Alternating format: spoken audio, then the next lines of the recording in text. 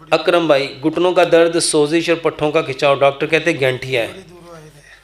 मेरे मोहतरम भाइयों, ये जिसको गैंठिया है, ये जो भी मैंने 5 चीज़ें बताई हैं, सुबह का खाना 60%, दोपहर का खाना 30%, शाम का खाना 10%। मट्टी के बर्तन में खाना पकाएंगे, सरसों के तेल में खाना पकाएंगे, चीनी की जगह गुड़ लेंगे, पत्थर वाला नमक लेंगे, आटा पत्थर की चक्की का पिसावा लेंगे। और 3 दवाइयाँ ये हैं, कलवंजी मेथदाने का पानी है, अदरक लहसुन पुदीने नारदाने की चटनी है, सलाद है, रात को हल्दी दालचीनी वाला दूध है।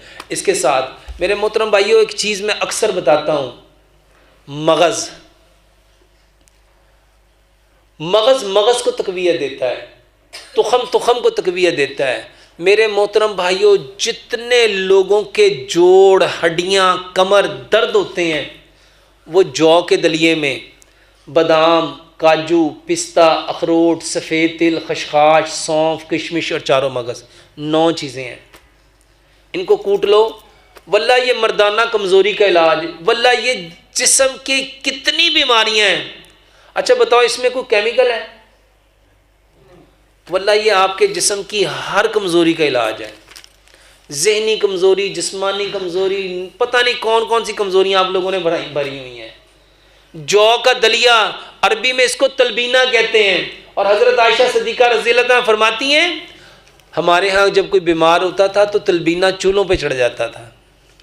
मेरे मोहतरम भाइयों, ये 9 चीज़ें कूट लो, जौ के दलिया दूध में और गुड़ में बनाओ, अगर शुगर है तो उसमें गुड़ मत मिलाओ, और ये 9 चीज़ों के 5 बड़े चम्मच उसमें डालो। 7 खजूरें लो, अगर शुगर है तो फिर खजूरें थोड़ी कर लो, अगर शुगर नहीं है तो 7 खजूरें आधे गिलास पानी में 2 से 3 घंटे भिगो के रखो, उसको ग्राइंड करो और इसी जौ के दलिए में इसको भी डाल लो।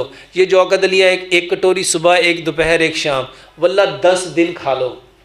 आपके जोड़ इस सर्दियों में, अगर आप खुद ना कहो कि अल्हम्दुलिल्लाह, ये सारी चीज़ें, एक जिसको गैंठिया कहते हैं, सिर्फ 2 बातें गैंठिया में और याद रखो। नवाले को जितना चबा सकते हो, एक लुकमे को 32 से 40 बार चबाओ। क्यों मेरे मोहतरम भाइयों, ये जो मुंह में स्लिवरी ग्लैंड है ना, ये सलाइवा बनाता है। ये जो थूक है ना, ये सलाइवा है, ये इलाज है, ये दवाई है। नबी सल्लल्लाहु अलैहि वसल्लम ने हज़रत अली रज़ियल्लाहु अन्हु की आंखें ख़राब हुई थी तो आंखों पे क्या लगाया था? एक साहबी की आंख पे तीर लगा था, डेला बाहर आ गया तो नबी सल्लल्लाहु अलैहि वसल्लम क्या लगाया था? अबू बकर सिद्दीक़ के बारे में गारे सौर में आता है, वो कहते हैं ये रवायत ज़ईफ़ है, लेकिन उसमें अबू बकर सिद्दीक़ के घुटने में क्या लगाया था? अच्छा, लोग कहते हैं भाई साहब वो तो नबी का लुआब था, वो तो इसलिए इतना ताकतवर था। तो ये कैसे हो सकता है कि नबी का लुआब जो था अब हम लगाएंगे तो वो भी ऐसी? मेरे मोहतरम भाइयों, नबी का हर काम हमारे लिए क्या है? सुन्नत। अच्छा चलो, मैं आपको नबी के बाद एक और दलील देता हूँ। 2 सहाबी हैं, एक का नाम हज़रत अबू सईद खुदरी रज़ी अल्लाह ताला अन्हु, एक का नाम अबू दुजाना रज़ी अल्लाह ताला। ये दोनों 2 मुख्तलिफ काफ़िलों के साथ सफ़र कर रहे थे। उन्होंने कबीले वालों से खाना मांगा। एक कबीले के सरदार को बिच्छू ने काटा, एक कबीले के सरदार को सांप ने काटा। उन्होंने बहुत इलाज किया लेकिन उनको फ़र्क नहीं पड़ा। उन्होंने कहा जाओ इस काफ़िले वालों के पास, शायद इनके पास इनका कोई इलाज हो। तो उनके पास आए, उनका हाँ इलाज है लेकिन करेंगे नहीं, क्योंकि हमने खाना मांगा था, आपने खाना नहीं दिया। तो फिर एक कबीले वालों से 100 बकरियाँ और एक कबीले वालों से 60 बकरियों के इवज़ तय पाया। तो उस सहाबी ने क्या किया था? सूरत फातिहा पढ़ी थी और अपना लुआब लगाया था। चलो ये तो हो गए सहाबी। अब कहेंगे भाई साहब वो तो सहाबा थे, हम सहाबा जैसे हो सकते हैं? एक दलील और देता हूँ। आपने कभी जानवरों को देखा, उनको जख्म हो जाए तो वो क्या करते हैं? अच्छा, उनको किसने बताया? उनको किसने बताया? ये कुत्ता देख लो, बिल्ली देख लो, आपने बिल्ली को देखा जख्म हो जाए तो अपनी टांग पे क्या कर रही होती है? ये गाय बैल, उनको जख्म हो जाए तो क्या कर रही होती है?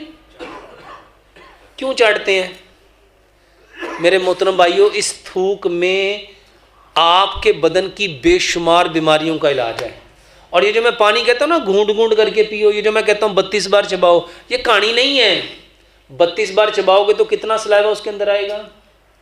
ये जितने लोगों के मैदे में ज़ख्म है, ये जितने लोगों के आंतों में ज़ख्म है, ये जितने लोगों के मुंह में ज़ख्म है, ये जितने लोगों के मुंह में छाले हैं, ये जितने लोगों की छोटी आंत में ज़ख्म है, मैदे में ज़ख्म है, बड़ी आंत में ज़ख्म है, जिसको पेप्टिक अल्सर कहते हैं, अल्सरेटिव कोलाइटिस कहते हैं, जिसको फेस्टुला कहते हैं, या जिसको आप लोग बगंदर कहते हैं, वल्लाह सिर्फ खाना चबा के खाओ।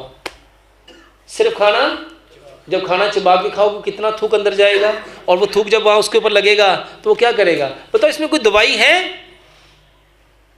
ये जितने लोग कहते हैं ना मैदा खराब है, मैं कहता हूँ मैदा खराब नहीं, दिमाग खराब है।